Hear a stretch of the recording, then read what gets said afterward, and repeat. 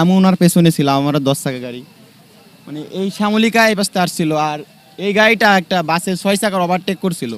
Overtake করা মনে করেন এর ওভারটেক করা হয়ে গেছে, আর এই শ্যামলিকা মনে আরও অনেক দূরে ব্রেক করছে। ব্রেক করার পরে ইনি কভার করতে পারে না, ডানি আর হয়ে গেছে।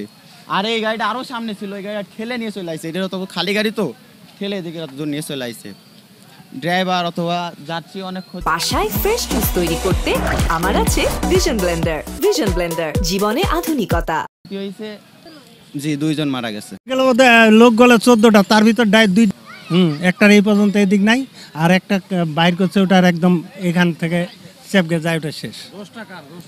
দোষ কার এখন ওটা তো আর বোঝা যাবে না। বা 2খান গাড়ি স্পিডে ছিল, মাদ্রাসার গাড়িটাতে বাইকছে, এটা আল্লাহটা শুকুর। শ্যামলী গাড়ির ওভার স্পিড ছিল।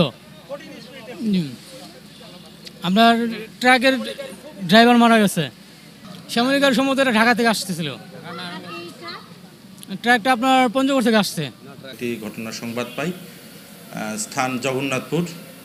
সেখানে গিয়ে দেখি একটি শ্যামলী পরিবহনের বাস ও একটি ট্যাঙ্ক লরির মুখোমুখি সংঘর্ষ হয়।